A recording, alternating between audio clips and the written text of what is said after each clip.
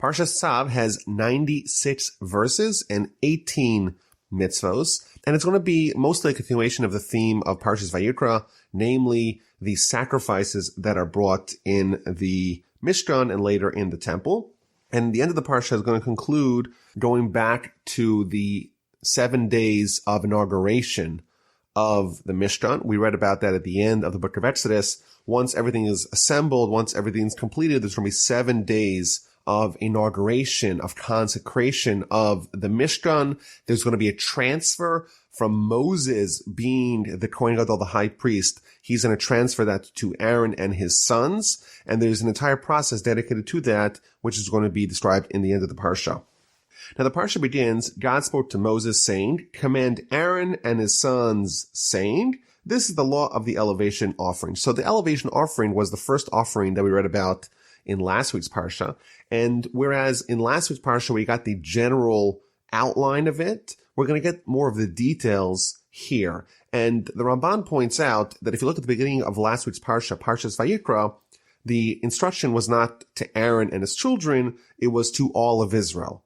And the difference is that last week's parsha, the instructions or the narrative was relating to the sacrifices that all of Israel needs to bring, and therefore the commandment was addressed to all of Israel. Whereas in our parsha, it's about the processing of those sacrifices which were done by the priests in the tabernacle, and therefore the commandment is directed to Aaron and to his sons. So these are the laws of the elevation offerings. It is an elevation offering that stays on the flame of the altar all night until morning, and the fire of the altar shall remain aflame on it. So there's a lot to unpack here in this second verse of the parsha. We're talking about the elevation offering, but more specifically, we're talking about the second of 2 daily, what's called tamid, meaning ongoing sacrifices. In the morning, the very first sacrifice offered in the tabernacle and subsequently the temple is a daily communal, what's called tamid, which means ongoing, ever-present olah, elevation offering. It's the first one brought in the morning.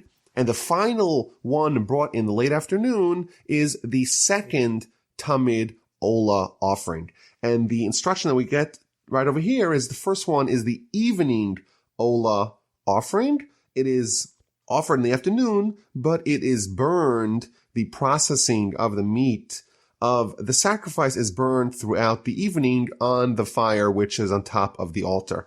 Now, we don't have sacrifices today, but a very famous teaching of the Talmud, the Book of Brachos, tells us that the prayer schedule that we have, not the notion of prayer in general, but the fact that we have a morning prayer and an afternoon prayer and an evening prayer, that corresponds to the daily ongoing tamid elevation offerings that were present in the temple and in the tabernacle.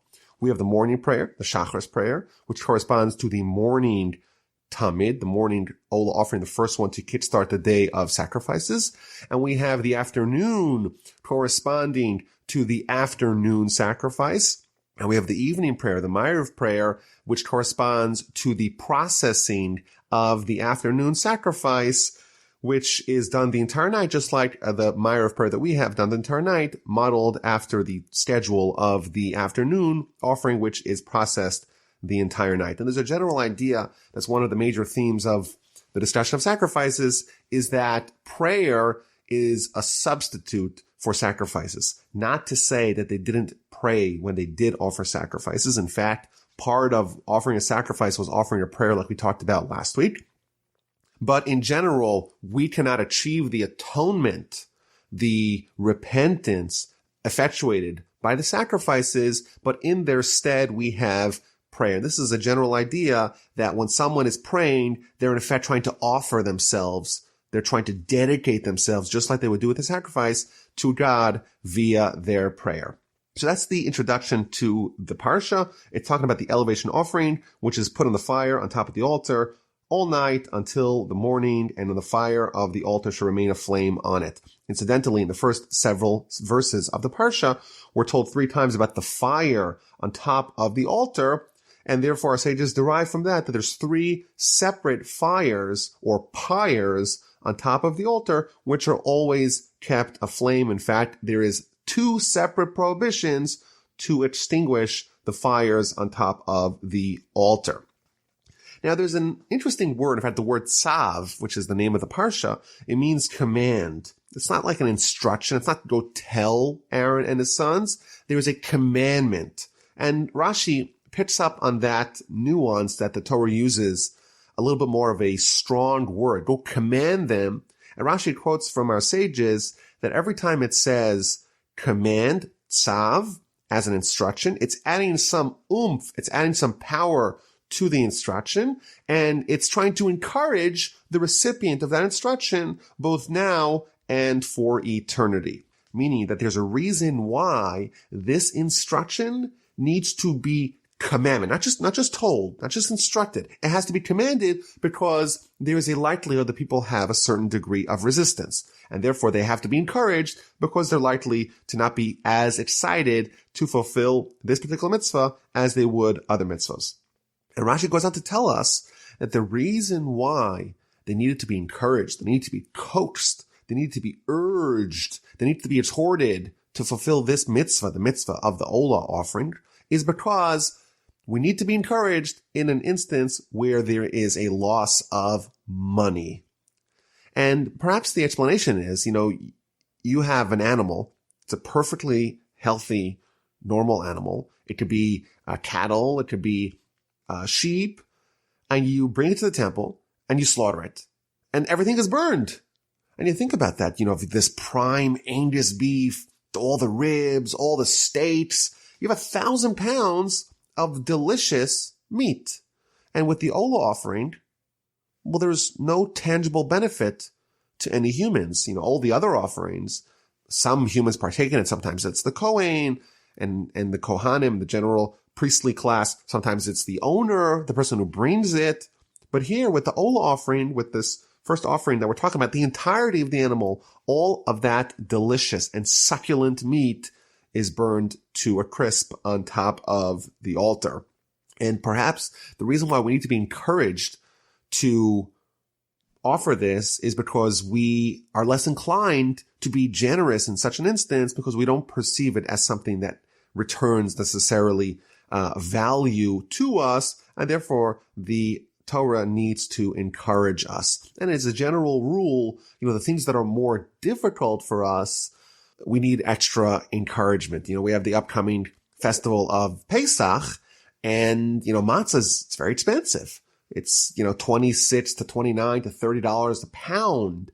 Essentially, we're talking about, $3 to $4 for a single matzah. It's a sawdusty biscuit, and we're paying an insane amount of money to eat it. And the answer is yes, mitzvahs are not necessarily cheap. Kosher meat, you go to the kosher aisle in your grocery and you'll see the kosher meat's much more expensive. We don't work on Shabbos, and that's a constraint. But the Almighty's encouraging us. Don't worry about it. You think you're going to lose, you're really not going to lose, and therefore we're encouraged to do it nevertheless. Now the Ramban, he disagrees with Rashi's take on this verse, and he says, wait a minute. Moses here is talking to Aaron and his sons. They're the ones who process the Olah offering. They're not the ones who bring it. And they essentially lose nothing. In fact, the one benefit that is derived to humans from the Olah offering is the hides. The hides of the animal, in fact, go to the Kohen. So the sons of Aaron, the priests, they lose nothing with bringing a sacrifice. And therefore, why would they need to be coached? Why would they need to be encouraged? Why do we need to say, tzav, command them to process the Olah? They have nothing to lose and everything to gain. So there's several answers to this question. The Chistuni, one of the commentaries, says that if the priest who is processing an Olah, so someone's bringing an Olah, whether it's the daily Olah offering that's brought by the community, the Tamid, it's an individual Olah offering, whatever it may be, if they mess it up, they have improper thoughts, they do something wrong in processing the Olah, so it needs to be replaced. Who replaces it? Well, then it would be the Kohen who messed up. They would be on the hook to replace the animal. And therefore, the risk for the Kohen is the fact that they may actually be left with the bill if they process it incorrectly. And the Kli Yakar, one of the great commentaries, he says something very fascinating. He says that it could result here in a vicious cycle. You have the Kohen, he's doing the Ola offering and he messes up. So he's got to bring a second Ola. He's got to pay for a second Ola offering to replace the one he messed up. But what happens? As he's bringing the second Ola offering, he's in a bad mood. He's angry. After all, I can't believe I have to pay for another Ola offering because I messed up. And that thought, that angry, grumpy Ola offering that is processed, the second one, will actually, those thoughts will invalidate the second one. I'll have to bring a third one, and so on and so forth. And specifically, the Ola, after all, like we mentioned last week from the Ramban, the reason why someone would bring an Ola offering is because they would have improper thoughts. Someone has improper thoughts, that is like a degree of a sin, so to speak, and therefore you bring the Ola offering to atone for that. Therefore, if the priest who is processing the Ola also has improper thoughts, so to speak, angry thoughts while offering the sacrifice, it's obviously not going to enable the sacrifice to achieve its aim, and therefore it would need to be repeated, and therefore the Kohen needs to be warned, do it properly, and don't be worried about the monetary loss. You do it right the first time, you won't have to worry about it, and don't get into this vicious cycle, this pattern, this spiraling pattern of having to constantly do another Ola, because every time you do the next Ola, you are doing it improperly. Now, it's interesting that the Parsha begins with talking about the elevation offering, which is done in the evening. In the morning, there's a morning Ola, and then there's the evening Ola. So doesn't it make more sense to start with the morning Ola and give us the instruction related to that, and only then move on to the evening Ola, the one that's burned the entire night on the altar? Perhaps you could argue that in the Jewish calendar, we always start with the evening. Shabbos starts with Friday night, and the festivals start at night, Yom Kippur, Rosh Hashanah, etc. Maybe that's the answer. But one of the other commentaries, he tells us something interesting. He says that, let's go back into context. We've had now, 6 or 7 weeks talking about the tabernacle and building it. And we read about the fact that there's going to be a transfer of power in a sense. There's going to be Moshe, who's the high priest. After they build the tabernacle, they're going to spend 7 days of inauguration. And during those 7 days, Moses is going to be the high priest.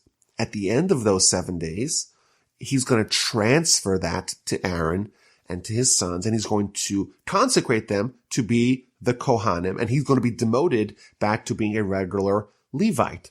So what would happen? There's 7 days where Moses is doing all the work. Every one of those 7 days he's building and he's disassembling the Mishkan, offering all the sacrifices, including the special sacrifices that are only brought during this week of inauguration, the ones we read about in Parshas Tzav a few weeks ago. And when Moshe completes these 7 days of work, well, what's going to be? It's near evening time. And then he's going to transfer the priesthood to Aaron and his sons. And therefore, the first sacrifice that Aaron and Aaron's sons are going to offer is the daily evening sacrifice. And therefore, that's the first one that Moses instructs them, because that's going to be the first one to kickstart their careers as priests. Now, the final thing from the second verse of the Parsha, command Aaron and his sons, saying, this is the law of the elevation offering. It's on the flame on the altar all night, and the fire on the altar should not be extinguished. It should remain aflame the entire night. So if you look in the Hebrew side, you'll notice that there's another small letter on the Hebrew letters. Just like last week, the first word of the Parsha, in fact, the first word of the book, Vayikra, the last letter of the first word, the Aleph, was small. Similarly here, the mem, the letter mem for the word mokdah, which means the fire, that letter is small. And there's a variety of explanations as to why there is a small letter in this second verse of the Parsha. One of the answers, very interesting, powerful lesson, and that is that this mokdah, the word mokdah means the fire, but it's also the biggest fire. Like we said, there's 3 fires on top of the altar. And the biggest one is called mokdah. And what happens when something's really big? In Judaism, we're taught that when something's very big, it has to have a commensurate amount of humility. The greatest sage, the greatest leader, the greatest prophet that we've ever had, Moses, the most humble. As someone ladders up in spiritual greatness, they have to have a companion laddering up of humility. And therefore, this largest fire has to also have a small mem to remind it, so to speak, to have humility. The Talmud tells us, we know that there's 19 blessings that we say in the Amidah prayer. And for 4 of those blessings, we bow. We bow 4 times in the Amidah service. The Talmud, the book of Brachos, page 34, tells us that a high priest, when a high priest says the Amidah prayer, they have to bow 19 times, 1 for each blessing. Why? Because they are greater, they have to lower and humble themselves before God even more. The Talmud even says that if you have a king, how many times does the king bow down when he says the Amidah prayer?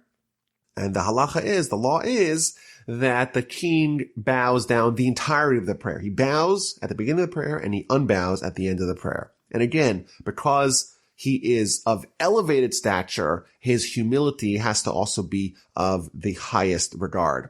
So here we have this largest fire, and therefore it is reminded, so to speak, and of course lessons for us, but it is reminded that it must have a degree of humility befitting its degree of high stature. So that's the first verse, and we read about the law of the processing of the elevation offering in the evening. And then we are going to be talking about the next law that we're going to be talking about is what's called the Trumas Hadeshen and the Hotzas Hadeshen.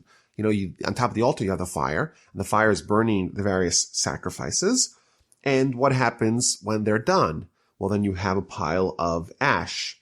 So the very first activity, not sacrifice, the very first activity done every day in the temple and in the tabernacle is you take a little bit, a handful of ash, and you remove it from the top of the altar. Essentially, you're cleaning out the altar. And then once it gets very dirty, then you actually clear out the entire thing and you start from scratch. And that's the mitzvah that we read about over here, the cleaning out of the ash and the removing of the ash outside of the temple grounds and outside of the camp. Now, the Talmud actually tells us, really interesting, that this activity was actually the activity that was most desirous of the priests. This was only done by the priests, and there was an understanding that whoever did this, it was a merit to become rich. And therefore, everyone was always trying to go do it. So initially, they used to have a race where all the priests would run. The first one to get there, he wins. And then there was a story where one of the priests was running and the other one was neck and neck. And then as they're going up the altar, one of them shoved the other guy off the altar to be able to get there first, and he broke his leg.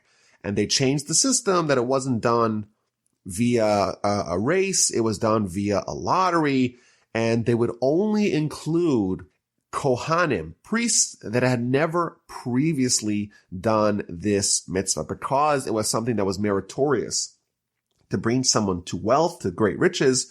Therefore, unless everyone present had already done it once, they would only allow first-timers to do it to be able to spread the wealth around to all the priests, give them each an opportunity, at least once in their lives, to do this interesting mitzvah, this mitzvah that leads to riches, and that is the taking out the garbage, in effect, clearing out the ashes from above the altar. Now, it's interesting that every single day, regardless of how much ashes there is, you remove a little bit you take a handful of the ashes and you remove it from the altar. And you don't wait, in effect, till the entire thing is covered in ashes and you clear it out. And there's an idea from Rav Hirsch, and he says that there's an importance of always looking forward. In every aspect of our lives, complacency and reliance on past performance is the enemy of future progress. And therefore, the very first thing that we do in the tabernacle is we take yesterday's mitzvah and we, so to speak, clear it away. We clear away the ashes of yesterday's sacrifice to remind ourselves yesterday's accomplishments are great, but in order for me to accomplish today, I kind of have to remove them to a certain extent and be able to start from scratch with a new opportunity for mitzvahs, a new day in the tabernacle, a new day to strive for greatness. Now, there's another lesson here from this Hotzas Hadesha, from taking out of the ashes from on top of the altar. If you notice, you go back to the Parshas Vayikra, it always talks about the sons of Aaron doing the work. Aaron's the high priest. He's going to become the high priest. And his sons are going to do a lot of the work that's described, that's enumerated in last week's Parsha, Parshas Vayikra. Here, as the introduction to our Parsha, it doesn't talk about just Aaron's sons. It begins with Aaron and his sons. And what's the first thing, or one of the first things that we read about, is the separation and the removal of the ashes, and eventually the instruction to place wood on top of the altar. And the question is, why are we suddenly reading about Aaron himself, not just Aaron's sons? So one of the commentaries tells us that you may think that removal of the ashes is like taking out the garbage. It's a demeaning task that you leave to the janitor. Therefore, to dispel that notion, the Torah tells us the most esteemed Kohen, the Kohen Gadol, the high priest, the spiritual leader of the people, the great Aaron, he should, quote unquote, take out the garbage. The value of the mitzvah is not the way humans perceive it, but in respect to the fact that God said to do it. And therefore, the hierarchy that we assign, these are artificial constructs. They're not real. And in fact, they're counter to the Torah. Don't think that this is a less important mitzvah. This is maybe the most important mitzvah. This is the mitzvah that we need to have Aaron himself be the one commanded to it. Don't denigrate it because you think that it's taking out the garbage. There's a famous story with a rabbi in Cleveland, Rabbi Gifter, that one of his students said to him, a student was, after all, a Torah scholar, and the student told him, well, my wife, she wants me to take out the garbage, and it's kind of demeaning. I'm a great Torah scholar, and how could I have her tell me to take out the garbage? It seems so improper. After all, I'm a great Torah scholar. So the rabbi tells him, oh, yeah, you're right. It's absolutely right. How could you have your wife tell you you're a Torah scholar? You can't take out the garbage. Next morning, knock at this man's door. And who does he see by the door? The great Rabbi Gifter. What are you here? What can I do? What can I get for you? And he says to him, oh, I'm here to take out the garbage because I heard that the husband in this house is above taking out the garbage. And therefore, I'm going to come do it because, someone's going to do it, and I'm happy to do that job. And of course, that individual took an important lesson from this story.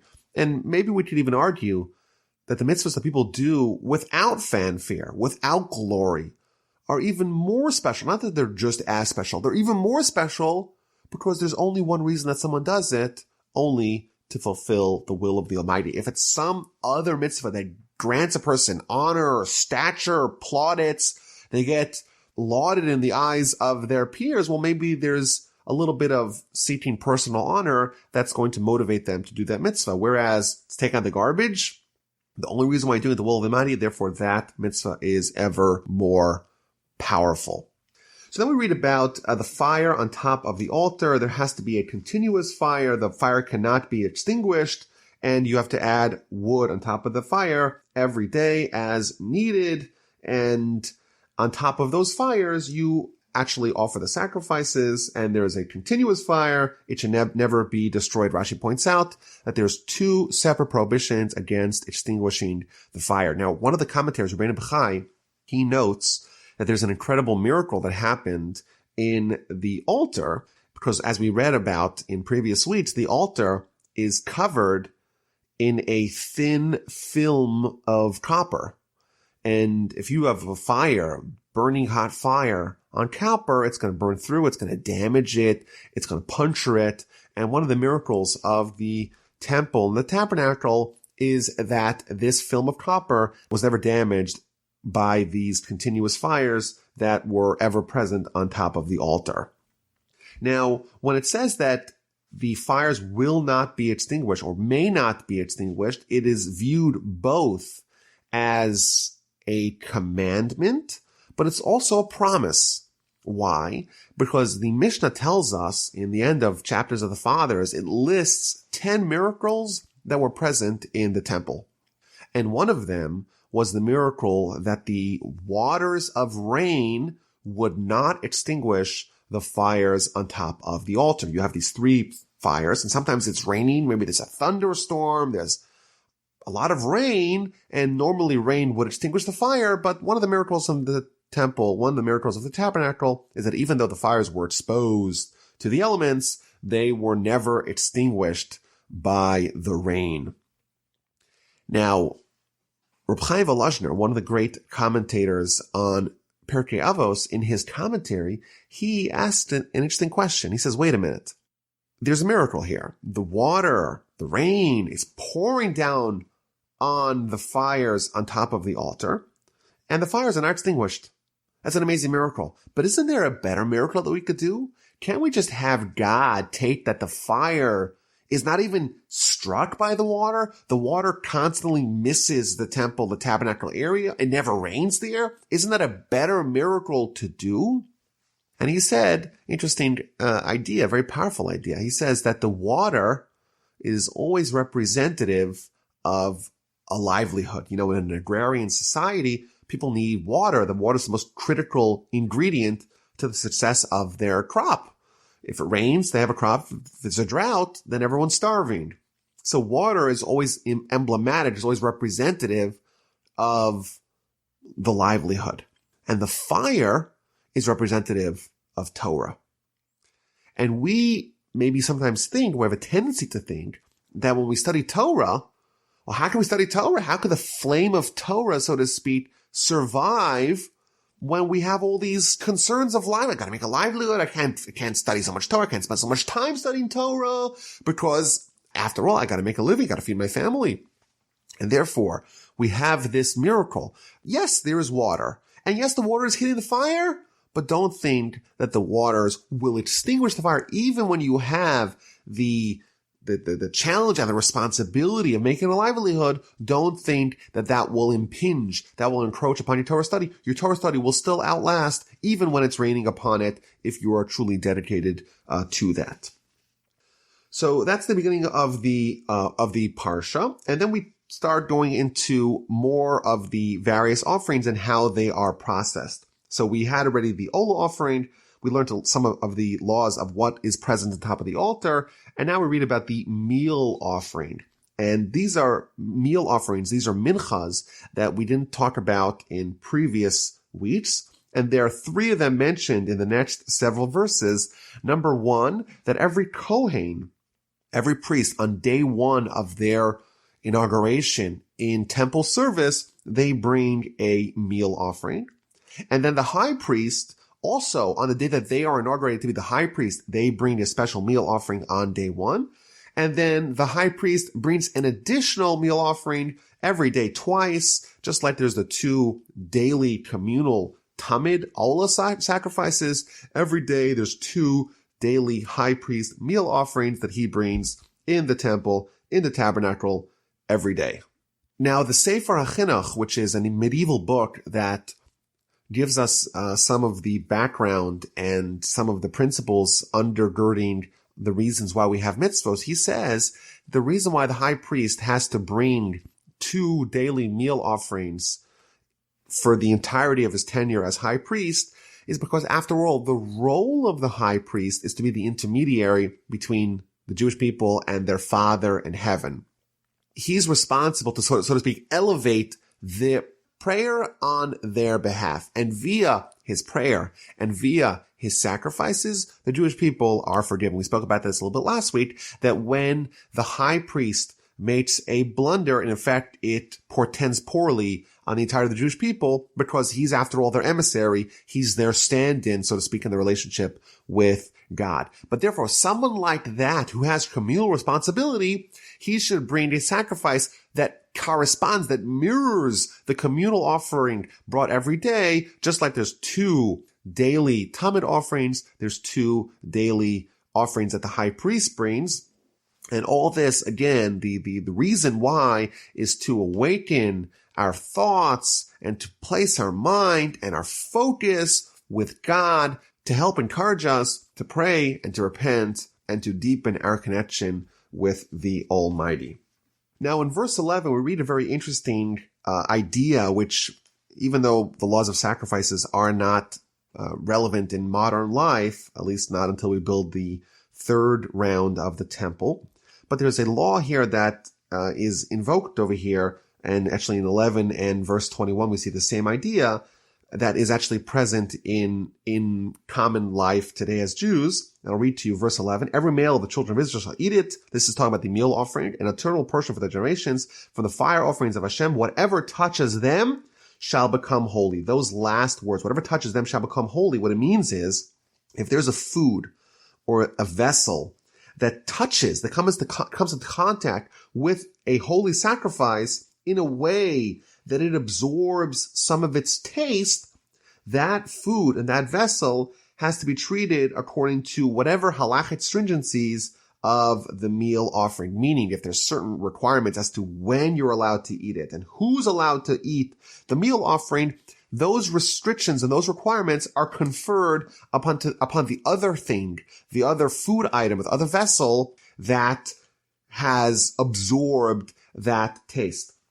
Similarly, we read about the sacrifice, the chatas sacrifice in verse 20 and 21, whatever touches its flesh becomes holy.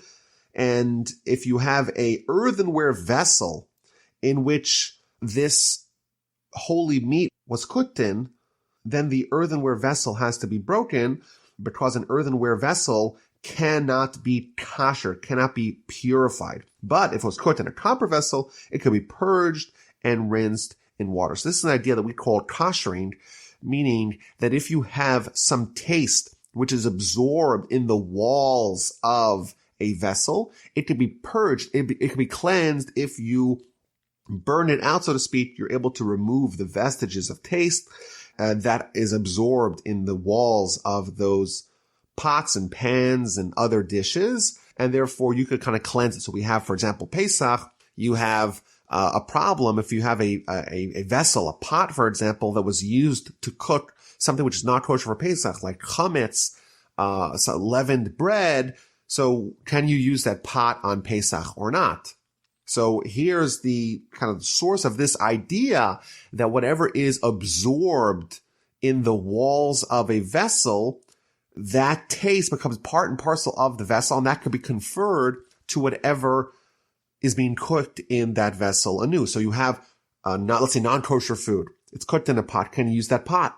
You can't. Because if you use that pot and you cook something in that pot, that taste of the non-kosher is now conferred upon the new food, and therefore the new food becomes non-kosher, like the pot is non-kosher. Similarly, if you have a pot which is not kosher for Pesach, that confers the non-kosher for Pesach-ness on top of the food that is cooked inside of it. So you won't be able to use it. However, the workaround is, if you cleanse, if you purify the pot, if you purge it, you're able to kind of cleanse it from the taste which is embedded in its walls, and therefore it can become like a brand new pot and can be used. If you have a non-kosher pot, you could make it kosher. If you have a non-kosher for Pesach vessel, you could make it kosher for Pesach by this process of koshering it. We read about the processing of a sin offering. Again, this is the general rules we read about in last week's parsha, but the actual processing of the sacrifice is instructed to us in this parsha. And we read an interesting law, and this is something that we'll see a little bit more about, some more examples of this. If someone brings a sin offering, if the priest brings a sin offering and by mistake sprinkles the blood in the wrong location, so in effect it invalidates the sacrifice, it cannot be eaten, and it should be burned. It must be burned because it was invalidated. And then we read about the processing of a guilt offering and which parts of the meat are given to the priest. And then verse 11 of chapter 7, we read about a feast peace offering, which is called like a Thanksgiving offering, or carbon toda, which is in effect a version of a peace offering, which is done when someone has a miracle that happens to them. This is a special sacrifice that someone brings in the event that one of 4 miracles happen to them. Number 1, if they travel over a desert and they arrive safely, they bring this sacrifice as a thanks to God. If they travel over sea and they arrive safely, they bring the sacrifice. If they're released from prison, or if they recover from a deadly illness, in one of these 4 cases, it's a miracle that happened to them. They thank God by bringing a thanksgiving offering, a carbon toda.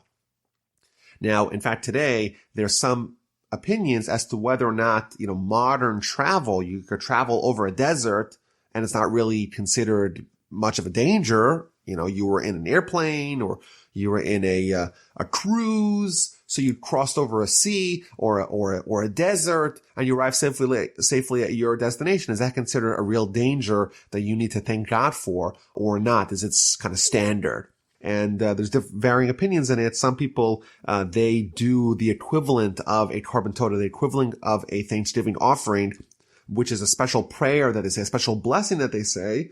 And others maintain that no, it's not considered a real danger. And therefore, in modern travel, we would not actually say that blessing because it's not a real danger because, after all, you weren't really, you survived the United Airlines airplane food. It's not a reason necessarily your life wasn't really in danger, and therefore you don't need to bring this equivalent of this sacrifice, meaning you don't need to say the blessing of Thanksgiving to God. Now, it is interesting that this sacrifice we actually did not read about in last week's Parsha.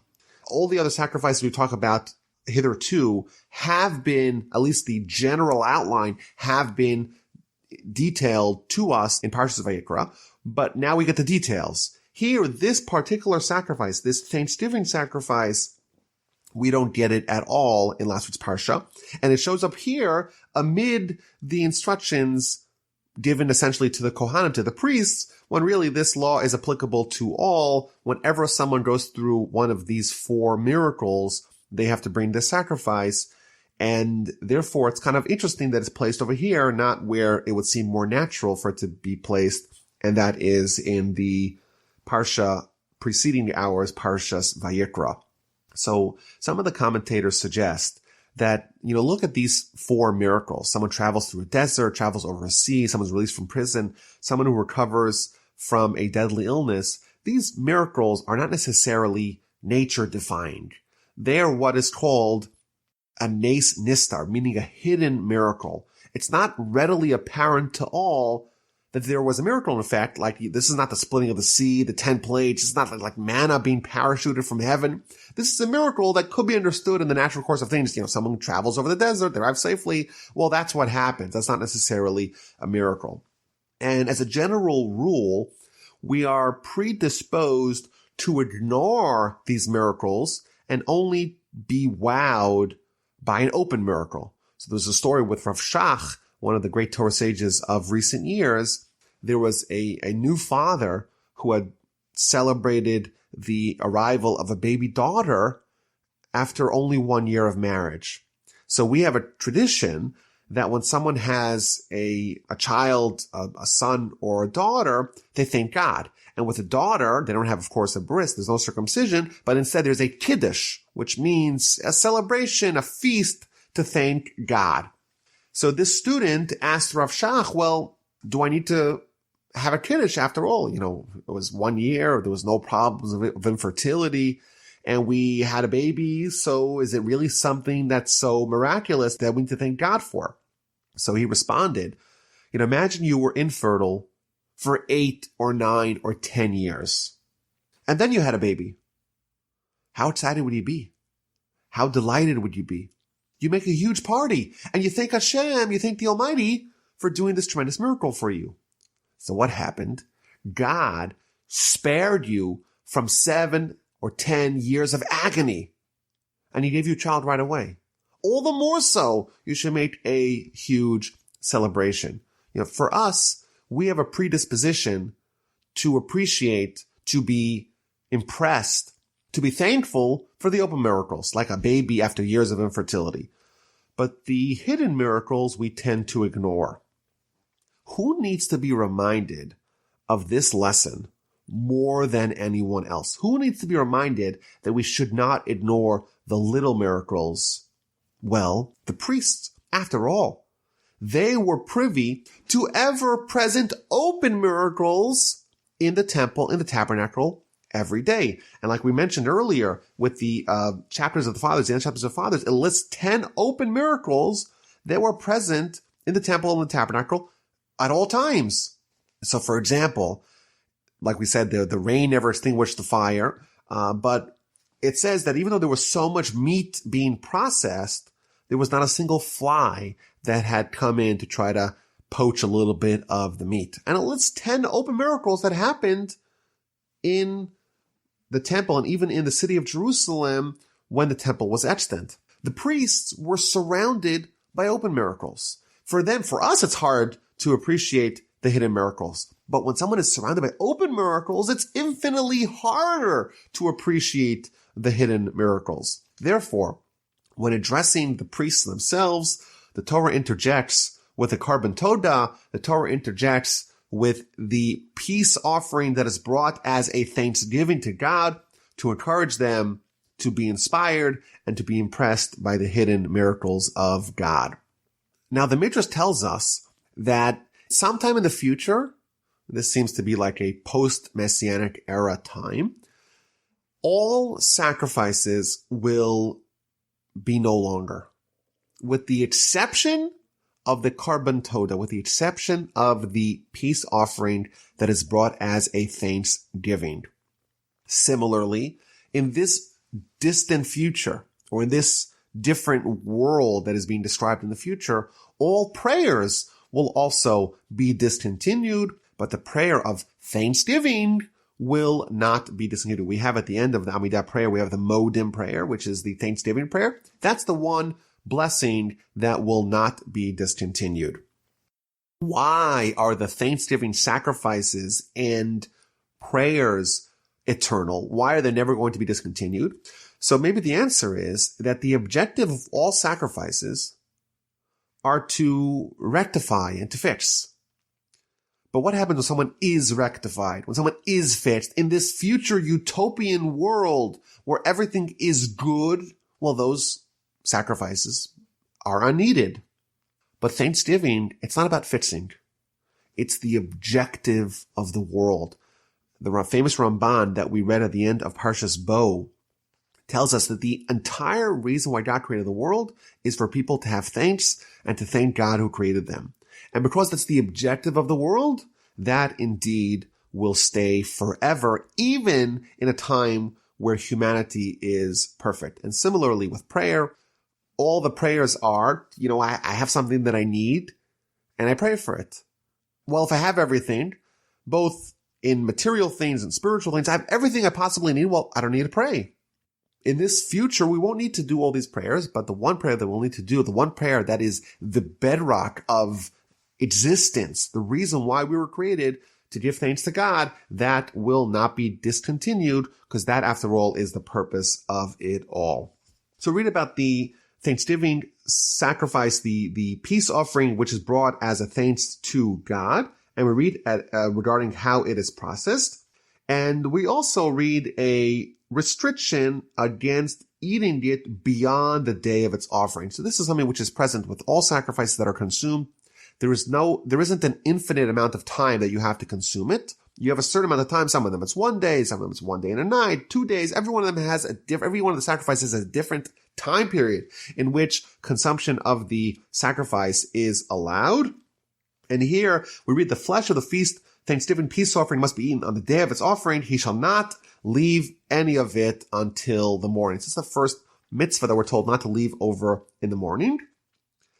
And then verse 16, we read, if it is for a vow or a donation, it must be eaten on the day he offered his feast offering and on the next day. So this is a different kind of offering, which is you have an extra day and what is left over from it may be eaten. Meaning that what's left over after day 1 could be eaten on day 2. So that's a second kind of peace offering, which is a general peace offering, not brought as a Thanksgiving offering, as a vow or as a donation. You have an additional day to consume it. But like we said, with all sacrifices, there is a deadline. You can't just put it in your freezer and wait a few months and eat it then. What to do if there is leftover meat that was not consumed in the time frame allotted? Then it has to be burned. That's the next verse, verse 17. What is left over from the flesh of the feast offering shall be burned in the fire on the 3rd day. So you have 2 days to eat it. If you don't eat it on day 3, you have to burn it. And then verse 18 we read, if the Kohen if he processed it, either when slaughtering the animal, when catching the blood, when walking, when sprinkling it, if he had in mind improper thoughts, meaning that he thought to consume it either outside of its time or outside of its place, that is considered a pigul. That's rejected, and you're now not allowed to consume it, and that needs to be burned. So again, there are these guidelines, rigid guidelines as to when and how and where you're allowed to eat the sacrifices. And those restrictions have to be in the mind of the Kohen, the mind of the priest, when they are processing the sacrifice. And if they have improper thoughts, meaning that they tend to eat it outside of its time or place, outside of the guidelines of that particular sacrifice, that is considered pigul, and that needs to be burned. So we have this instruction to burn either when something is done improperly or when something is left over beyond its time. And the Sefer Chinuch, the book that we quoted earlier, gives us an interesting perspective regarding this instruction to burn something when it was left over or to burn something when it was done improperly. Why do you need to burn it? Why do you need to eradicate this meat from the world? So he says that the nature of meat is to spoil. Remember, before refrigeration, you had a very short amount of time before the meat would go bad. And what happens? You may have a sacrifice. The sacrifice either was left over or it was done improperly. It needs to be gotten rid of. It's not kosher to consume either at this juncture or via this processing.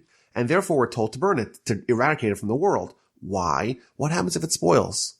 You'll have a person who sees this stinking, rotting, putrid piece of meat, and it smells bad, it looks disgusting, it's consumed by worms, someone like that will be disgusted by it. And it's important for us to never be disgusted with these sacrifices, and therefore we're told to completely destroy it, not to just get rid of it, not to throw it away, not to tear it up, to get rid of it entirely, because we don't want to be disgusted with our sacrifices. In addition, we're told that there's a limited time how long someone can eat a sacrifice. Why? Why doesn't God say, you can eat it for a month, for 2 months? What's the lesson with this time limit, how much we're supposed to eat? And he says a very deep lesson. And this is a hint to our reliance on God. We should rely on God, not to engorge ourselves with food too much, not to hide the food for tomorrow, to be reliant on God that if there's 2 days you have to eat it or 1 day you have to eat it, that's it. And if there's leftover, you throw it out. Don't worry about it. He will feed you and you don't have to worry. You don't have to engorge yourself with food. You don't have to worry about it. You can rely on God that he'll take care of you, and you could even burn the leftover meat if it is not able to be consumed beyond that particular time. And then we read about the various state of man and of the meat of the sacrifice in order for that sacrifice to be eaten by man. If the meat becomes contaminated, it becomes impure, it cannot be consumed. So you have meat of a sacrifice, it comes into contact with something which renders it impure, it cannot be consumed. And in addition, if the person becomes contaminated, either as a result of his own personal contamination or as a result of him touching a contaminating animal, if he is contaminated, he cannot eat that sacrifice as well. And then we read about the various parts of an animal, and this is nothing to do with sacrifices necessarily. These are the parts of the animal that we cannot consume. The fats, what's called the chalev of oxen, sheep, or goats, we are not allowed to eat. So this is interesting. Even when you have a kosher animal, there are parts of the meat of the animal that are not kosher. So for example, the book of Genesis, we read about the sciatica when Jacob was injured by the angel in their nocturnal battle. He struck him in his hip, he dislocated the hip, and therefore there's a mitzvah, a restriction against eating a certain part of the animal that corresponds to the part of Jacob's body that got injured in this battle. But here we see that there's another part called the chalev, the fats, that we're now not allowed to eat. Even if in a kosher animal, we're not allowed to consume that. We're also not allowed to eat an animal that's been torn apart. We're not allowed to eat the blood of an animal, and this is only for birds and from other animals. Rashi tells us it's not from fish, so fish blood, I guess, is okay. And if someone consumes any blood, the soul will be cut off from its people. So there's some interesting laws here that we see regarding what we're allowed to eat, what we're not allowed to eat, a little bit of the kosher laws, the fat we're not allowed to eat, the blood we're not allowed to eat as well. Now, the Sefer Chinuch tells us that the reason why we are not allowed to eat these foods, in general, all the laws governing kosher, says the Sefer Chinuch, is because when someone consumes an animal or whatever they consume, you are what you eat. And there are certain parts of the animal that foster either things which are not healthy physically or things which are not healthy spiritually. And therefore, the parts of the animal that we're told not to eat, the blood, the fats, etc., those are things that are bad for us, and therefore the Torah wants us to avoid them and gives us the restriction against consuming them. Now, the blood, like we said, the bird and the animal is prohibited, but the fish and the grasshopper, we're allowed to eat the blood of those animals is okay. Of course, bon appetit for anyone that is interested in doing that. And the Ramban actually tells us that the reason why we're not allowed to consume blood is because when that is absorbed, it actually creates haughtiness and arrogance within us. That is the result of consuming blood, and therefore we're encouraged by the Torah and we're restricted by the Torah against consuming it because it's going to engender bad character within us. And then we read about the process of the peace offering and which parts of the animal are given to the Kohen. And finally, in verse 37, we read a conclusion of the topics discussed until now. This is the law of the elevation offering, the meal offering, the sin offering, the guilt offering, and the inauguration offering, the feast peace offerings, which Hashem commanded Moses on Mount Sinai on the day he commanded the children of Israel to bring their offerings to Hashem in the wilderness of Sinai. So there's a conclusion here. These are the offerings, but it begins, this is the law of the elevation offering. And the Talmud tells us, based on this particular verse, it says, Zos HaTorah, this is the law, this is the Torah. It says the Talmud, the book of Menachos, someone who studies the law of a sacrifice, it is as if he brought that particular sacrifice. Meaning that if someone studies the law of the elevation offering, that creates the same reality spiritually as if they themselves offer the elevation offering, and the same would apply to all the various offerings. Now, there's a very important value in that because we know we have 613 mitzvos, and the Talmud tells us that there's 613 parts of man, and the insinuation is that every part of man is perfected by its corresponding mitzvah in the Torah. Now, if there's a mitzvah that we cannot fulfill, it seems like what it's telling us that completion, that perfection is beyond us. But here's the workaround. There is a mitzvah of the elevation offering.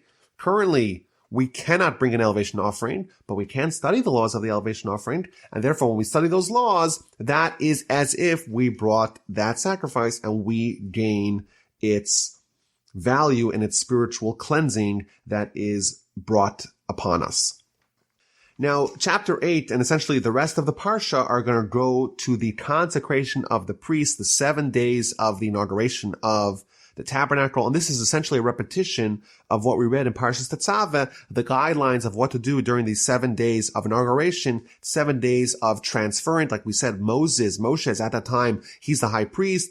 The Kohanim, the priests, are being trained. Every day, Moshe is going to assemble and disassemble the Mishkan. And at the end of the day, it's going to be transferred over to Aaron and his sons, and they're going to take over from there.